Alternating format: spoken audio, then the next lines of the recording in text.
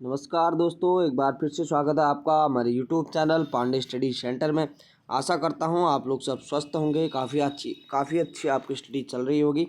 तो आज का प्रैक्टिस से रहने वाला है दोस्तों, ये पेपर है उत्तराखंड जेल बंदी रक्षक जो भर्ती हुई थी 9 अक्टूबर 2016 को जो परीक्षा हुई थी दोस्तों, उसका पेपर यहाँ पे है इस बुक में तो दिया गया है। यहाँ पे मैं करवाऊँगा आपको।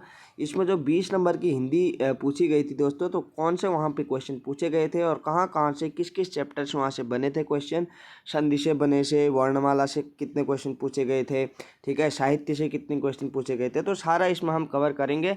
यह एक रास्ता है, एक जरिया है दोस्तों, जिससे हमें ये पता चलता है कि आयोग कहाँ कहाँ से और किस टाइप के क्वेश्चन वहाँ पे पूछता है। ठीक है, तो स्टार्ट करते हैं। पहला क्वेश्चन जो पूछा गया है दोस्तों, वह पूछा गया है यहाँ पे संधि से। ठीक है, तो पहला क्वेश्चन है अ और आ। ठीक है, एक सेकंड। आ के बाद दोस्तों ई, छोटी ई और बड़ी ई हो तो दोनों मिलकर परस्पर क्या बनाते हैं, यहाँ पे ए बनाते हैं। ठीक है, तो ए बनाते हैं, तो इस परिवर्तन को क्या कहा जाता है दोस्तों, इसको गुण संधि कहा जाता है। अगर आपने डिटेल क्लास अगर नहीं देखी है संधि चैप्टर की, तो प्लेलिस्ट में लिंक दे दूंगा मैं डिस्क्रिप्शन में, वहाँ से जाकर आप जरूर से वॉच करें संधि वाला चैप्टर। ठीक है, अगला है शुद्ध वर्तनी का चयन करना है दोस्तों। तो अध धन पतन क्या है, यहाँ पे शुद्ध वर्तनी होगी अध धन पतन अधोपतन। ठीक है, अध धन पतन, शुद्ध वर्तनी का चयन यहाँ पे अधोपतन सही होगा। अगला है ईश्वर तुम्हें सफलता दे। ठीक है, ईश्वर तुम्हें सफलता दे किस प्रकार का यह वाक्य है दोस्तों, तो यह हो जाएगा यहाँ पे इच्छावाचक वाक्य। ठीक है, तो क्यों इच्छा जता रहे हैं आप, अपनी तुम्हारी इच्छा है कि आप किसी को ये कह रहे हैं कि तुम ईश्वर तुम्हें सफलता दे, तो यह क्या हो जाएगा, इच्छावाचक वाक्य होगा दोस्तों।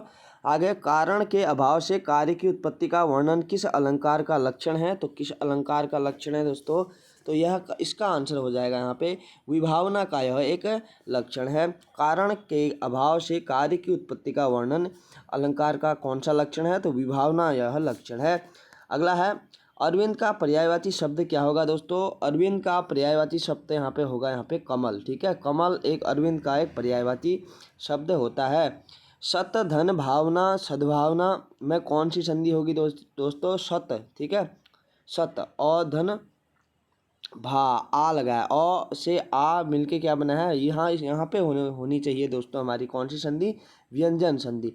व्यंजन संधि के अंतर्गत कौन, व्यंजन संधि यहाँ पे होगी दोस्तों। अ प्लस आ मिल रहे हैं ना, तो आ का निर्माण कर रहे हैं, तो यहाँ पे क्या होगी, व्यंजन संधि का उदाहरण होगा। अगला है कोयलों की दलाली में हाथ काले। कोयलों की दलाली में हाथ काले लोकोक्ति का क्या अर्थ है, आप देख लो दोस्तों।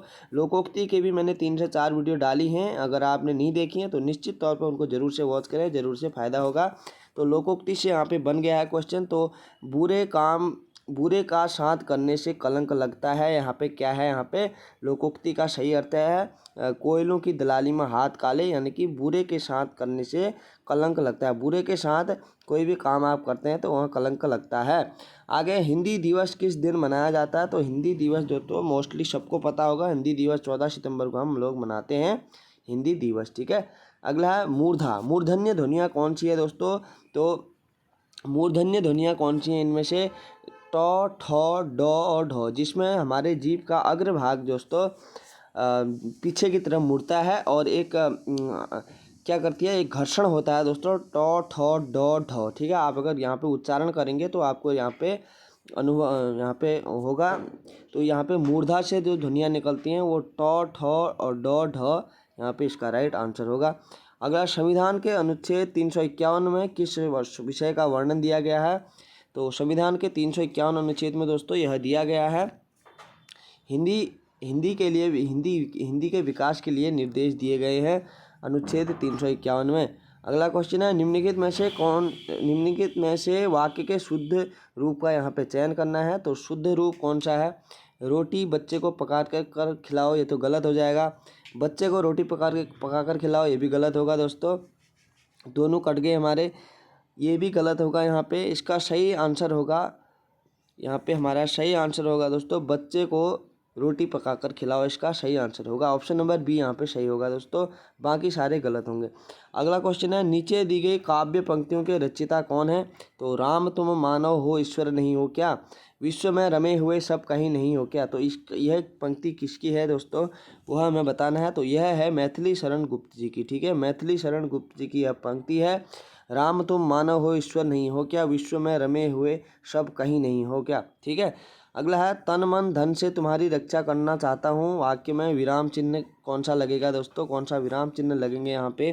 तो इसका राइट आंसर होगा हमारा कॉमा, और यहाँ पे दोस्तों कॉमा लगेगा, और यानी कि क्या कहते हैं उसको, अल्प विराम कहा जाता है, ठीक है। क्षण भर ठहराव के लिए अल्प विराम का यूज होता है, और विराम चिन्ह लगेंगे वाक्य में, ठीक है। सॉरी, तन मन धन से, तन मन धन से, ठीक है, तन मन धन, यहाँ पे लगेंगे कॉमा दोस्तों, सॉरी यहाँ पे लगेंगे कॉमा, और यहाँ पे लगेगा यहाँ पे फुल स्टॉप, ठीक है, पूर्ण विराम यहाँ पे लगेगा।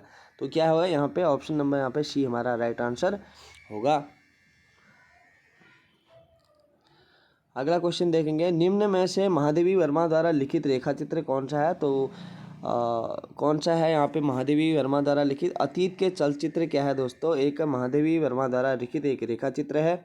अगला क्वेश्चन है, आंतरिक तथा बाह्य स्रोतों से यह ज्ञात हुआ कि संवत 1535 की वैशाख शुक्ल पंचमी को सिही नामक ग्राम में एक बालक का जन्म हुआ, वह बालक कौन था दोस्तों? तो महत्वपूर्ण क्वेश्चन है, ऐसे क्वेश्चन पूछे जाते हैं। तो वह बालक है दोस्तों सूरदास, महत्वपूर्ण कवि हमारे सूरदास, जिनका जन्म 1535 की वैशाख शुक्ल पंचमी को सिही नामक ग्राम में हुआ था। तो वह कौन से कवि हैं? तो सूरदास वो है कवि हैं। अगला है, जिस बीमारी का ठीक होना संभव न हो, वाक्य के लिए सही शब्द चुनिए। तो सही शब्द चुनना है, जिस बीमारी का ठीक होना संभव न हो, वाक्य के लिए क्या सही शब्द यहाँ पे प्रयुक्त होगा? तो वह होगा असाध्य, ठीक है, असाध्य है, वो कभी ठीक नहीं हो सकती, तो असाध्य है, ठीक है। आगे है, प्लुप्त स्वर कहते हैं। तो प्लुप्त स्वर किसे कहते हैं? जिनके उच्चारण में दीर्घ स्वर से भी अधिक समय लगता है, ठीक है, जिनके उच्चारण में दीर्घ स्वर से भी अधिक समय लगता है, उनको क्या कहा जाता है? प्लुप्त स्वर कहा जाता है, ठीक है। आगे है, आए थे हरिभजन को ओटन लगे कपास, का क्या अर्थ होगा यहाँ पे? ये भी यहाँ पे लोकोक्ति पूछ ली गई है। 2 क्वेश्चन यहाँ पे लोकोक्ति से बन चुके हैं दोस्तों। तो इसका होगा हमारा, मुख्य कार्य को त्याग कर अन्य कार्य में लग जाना। क्या है यहाँ पे? आए थे हरिभजन को और ओटन लगे कपास, यानी कि कुछ और काम के लिए आए थे तो काम कुछ और ही करने लगे, ठीक है। आगे, वे रहीम नर धन्य हैं पर उपकारी अंग बांटन वाटे को लगे, ज्यों मेहंदी को रंग, उपरोक्त दोहे में अलंकार कौन सा है? वे रहीम धन्य हैं पर उपकारी अंग बाटन वाटे को लगे, ज्यों मेहंदी को रंग, उपरोक्त दोहे में अलंकार कौन सा हो यहाँ पे? इस यहाँ पे होगा दोस्तों उदाहरण अलंकार, ठीक है, उदाहरण अलंकार। आज का लास्ट क्वेश्चन है इस पेपर का, ठीक है, 20 क्वेश्चन यहाँ पे पूछे गए थे।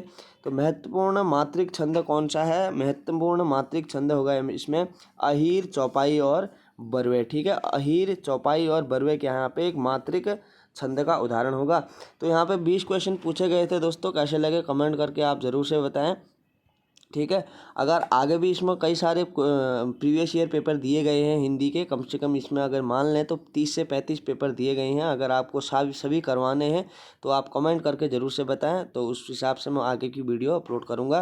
तो एक कमेंट करके ज़रूर से जाएँ दोस्तों, और अपने स्टडी करने वाले दोस्तों के साथ ज़रूर से शेयर करें वीडियो। अगर चैनल में नए हैं तो चैनल को सब्सक्राइब जरूर से करें और जुड़ जाएँ चैनल के साथ, ठीक है। मिलते हैं अगली वीडियो में, तब तक के लिए अपना ध्यान रखें, धन्यवाद।